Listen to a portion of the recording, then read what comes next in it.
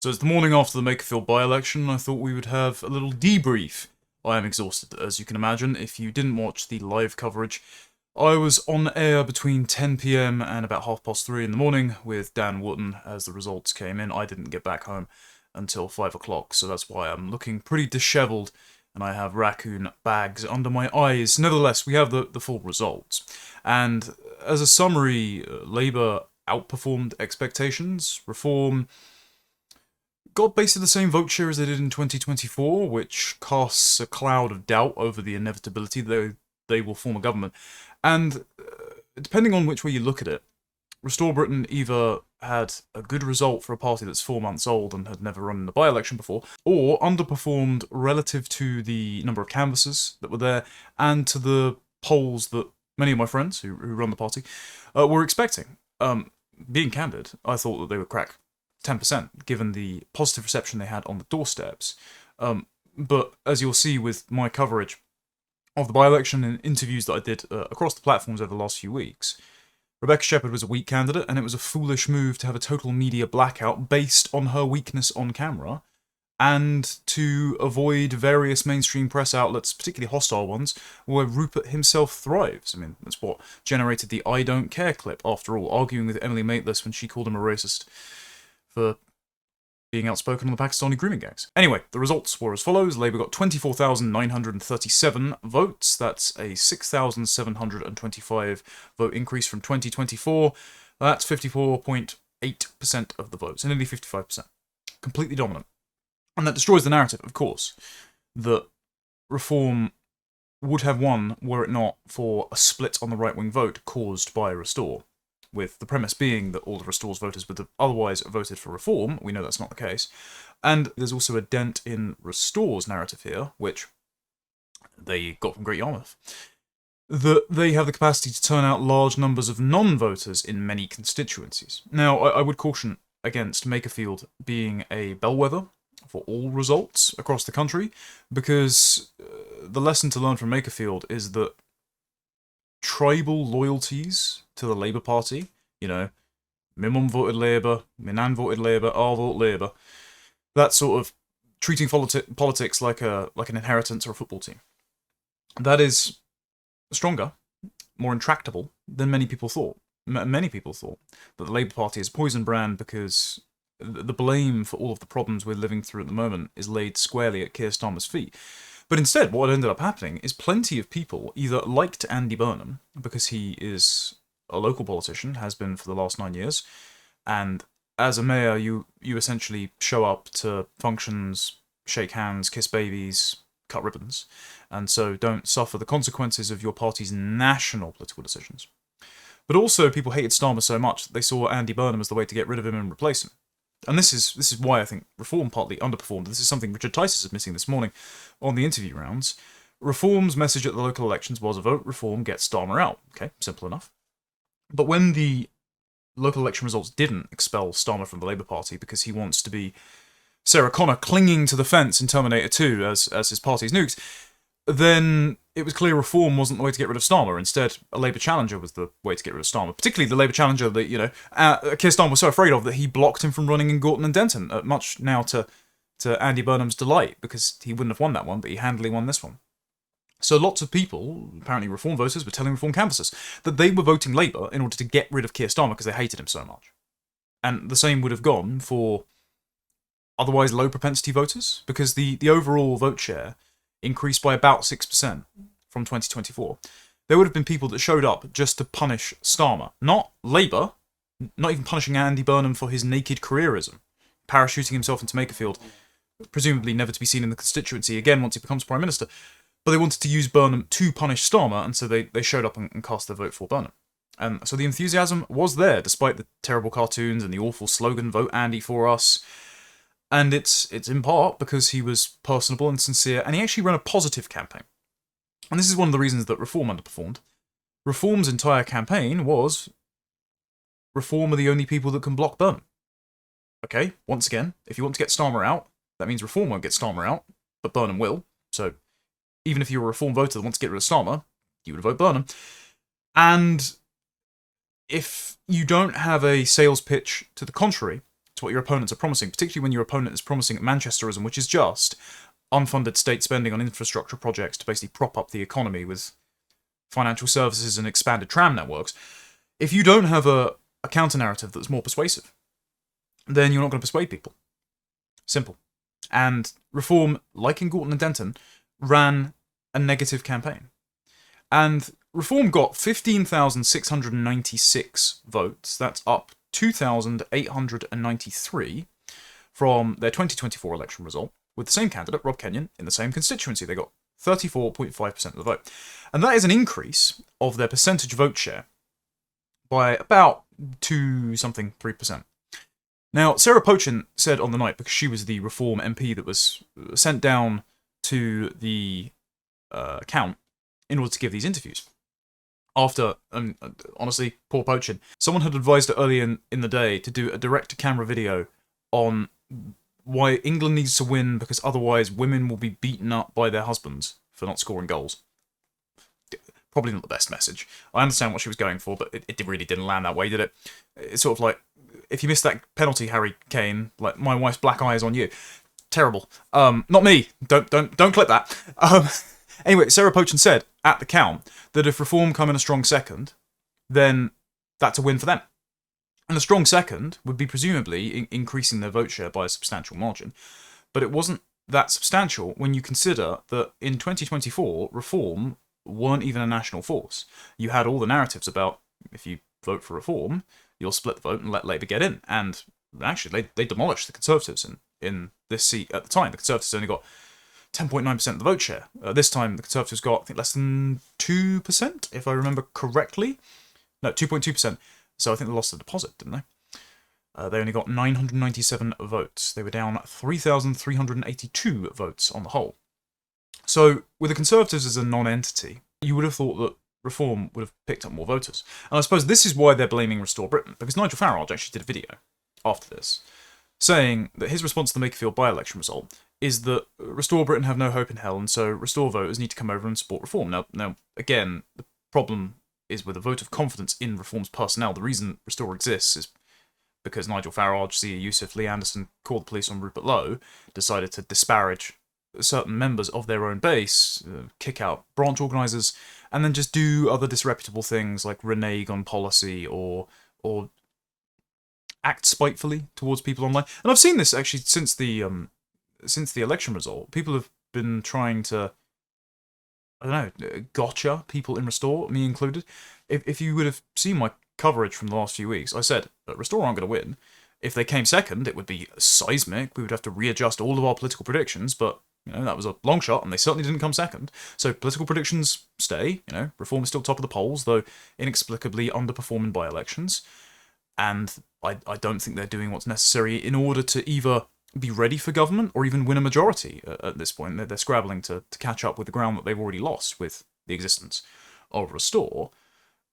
And that Restore exists to pressure them from the right, and it is, I think, to all of our benefit that Rupert Lowe continues to be a national political figure, because his I don't care disposition, his dismissal of the slurs and magic words that caused security guard to miss the Manchester Arena bomber, police to cover up the rape gangs, the police to arrest Henry Novak and let him bleed to death. For him to dismiss those is advantageous to all of us, because he essentially acts like a rhetorical minesweeper, so that those who need permission to voice the politics that we all know are proper, to talk about the issues we all know are ruining the country and must be addressed, those that need permission are given it by Rupert's attitude. And so that's advantageous, even to Reform, by the way, because it means that Farage can be less worried about being called mean names by The Guardian, Sky News and the BBC, which is what's holding him back, even according to some Reform voters who think he's actually secretly based. But that narrative doesn't hold water. And it doesn't hold water, actually, to the reluctance of Restore to admit, I think, because Restore only got 3,111 voters. Now that's 6.8% of the vote, which means they were basically on par with what Survation polling had predicted them to be in the seat. They outperformed Reform's predictions, who said, they're only going to get 1% or they're going to lose their deposit. And Reform clearly didn't believe that when they were saying it, because they wouldn't have kept attacking Restore otherwise. But also Restore's internal canvassing was far more optimistic and therefore unrealistic. So you had Rupert in the early week saying we're getting a 24% positive reception. Now, of course, that was skewed by the number of doors that weren't opened to them, or the people that were just politely saying, yeah, I'll vote for you, to get them to go away. As many canvassers actually experience across all parties. But I had a friend text me on the night, at the start of the count, saying we're on double digits already, feeling good. And what I think happened is that the early voting came in, and because Restore has one of the most enthusiastic voter bases, many of them would have voted early and decisively. But then, as ballots came in from the day, particularly later in the day, then you get a deluge of Labour and Reform voters. And so Restore overestimated their support in the constituency, and it's because, and this is a tough pill for them to swallow, it's because they may have actually had more canvassers than voters in the seat. And that's not actually a bad thing. And the reason is, you've now built up a national network of canvassers who are already friends, willing to do this at their own expense all across the country. That's a valuable asset that many other parties wished that they had. And so you could argue, in that respect, that Restore are punching above their weight, especially in their first by-election. But considering the hype, and considering the potential ground they could have gained, I think it's just that they've underperformed. And I think they've underperformed because Rebecca Shepherd wasn't a very strong candidate. Because she was weak on camera, she wasn't very rhetorically sharp, she didn't actually bother to read any of the policies. A lot of people were voting Restore because of Rupert. And that's just a fact. And so the person that chose Rebecca Shepherd as the candidate shouldn't be making those decisions in future. The person that was, blocking her from doing media interviews because they were so worried about her being weak shouldn't be making those decisions. The decision-making capacity should be dispersed across a few sensible people in the team rather than concentrated in whoever made that decision. And also, it means that, hiring Scott Benton to help run the campaign wasn't such a great idea after all. The recycled former Tory dog's body, no matter how lower functionary he was, wasn't a sensible idea to have on because he didn't do well enough to excuse him being there on purely Machiavellian terms. So I think there's reason to be discouraged by both Reform and Restore here, because Reform don't have an answer for why they couldn't galvanise a sufficient share of the public to, even if they did have all of Restore's voters, win the election. Despite Labour's record unpopularity, despite having a stronger candidate than Restore, in fact. And they need to answer that question because now this is a pattern. Sarah Pocham won by 6 votes in a recount. Matt Goodwin disastrously lost Gorton and Denton to a bunch of dancing hippies and Camp of the Saints characters. And now Rob Kenyon has lost here, and I think it's partly because the party didn't support him, because Nigel Farage didn't come up with a sufficient defence for his bawdy jokes on rugby forums, for which he was unfairly crucified, by the way, until about a day before polls. So, and the party started pulling funding for social media and started managing expectations a couple of days before, which would have killed a bit of voter enthusiasm. So they need to understand why, despite being at the top of the polls, they've stagnated and find themselves incapable of winning. Because for all the people saying Reform are the most likely to form the next government, well, not at this rate. It seems that their support base is spread quite wide, but for some reason, they can't make it over the finish line. Now, again, this particular constituency should not be read as a barometer for the nation, because Andy Burnham is favourable in the north, people wanted to use Burnham to get rid of Starmer, and when Burnham makes contact with government, he will also inherit all of the problems that Starmer has faced, and because he's a man of the system, he won't get rid of Rachel Reeves' fiscal rules, he won't strengthen Shabana Mahmood's pantomime immigration restrictions. He might make Ed Miliband Chancellor, for God's sake, alright? Because he won't be able to Manchesterism spend his way out of our fiscal drought, because he had a set to with the bond markets for all of 5 minutes before the IMF signalled that they might declare Britain insolvent if he spent as he planned. Andy Burnham won't have the charisma nor the tools at his disposal to reverse his fortunes. I mean, his father isn't a toolmaker, unlike Starmer's.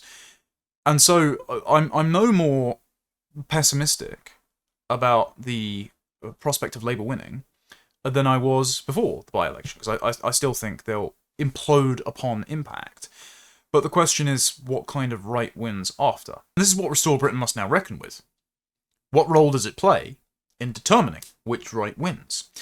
Is it going to be the authentic anti-establishment voice that replaces Reform after it's recycled so many Tories, or is it just going to push Reform rightward in anticipation of them forming a government? Because the latter role is actually weakened a little bit now until they have another by-election and outperform this result.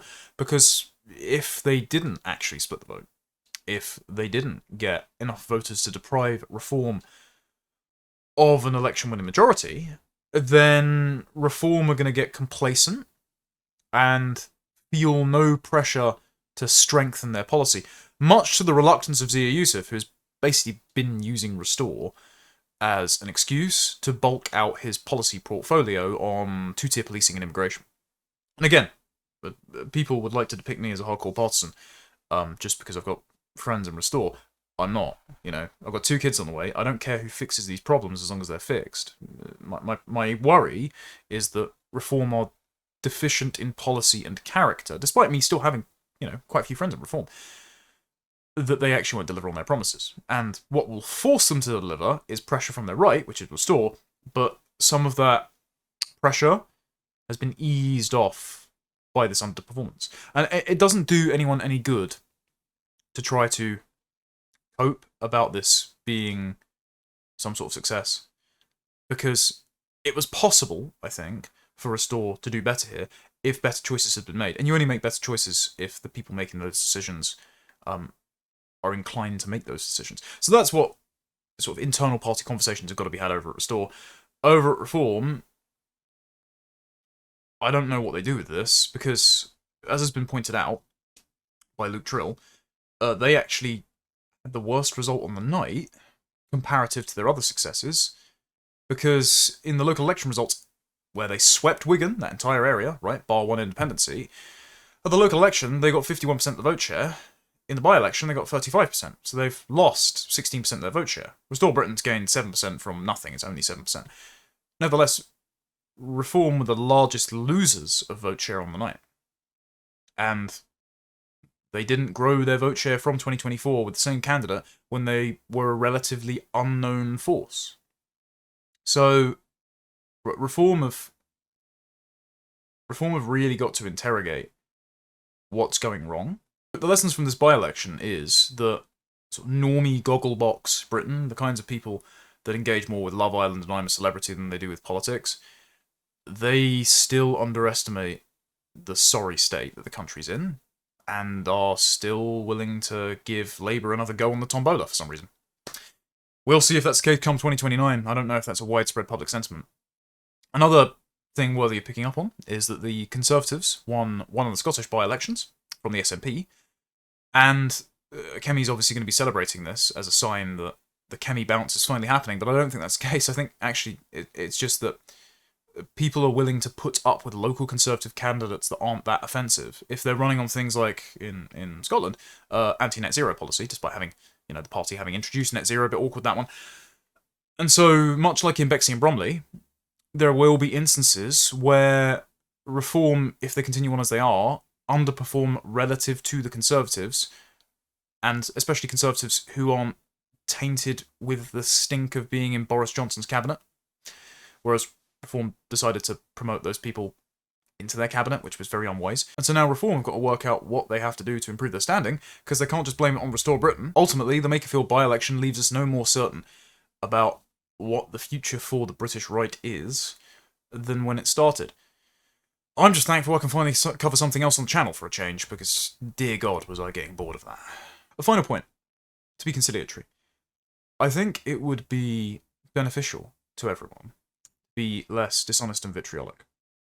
There was a stunt on election day where some prat decided to put a Muslims for Reform sign on the side of a van and drive it round and follow the Reform bus. Now, again, the charge wouldn't stick if Farage hadn't artificially promoted Muslims like Layla Cunningham and Zia Youssef. To what degree they're actually Muslims, question marks, but at least they wear the badge like diversity body armour.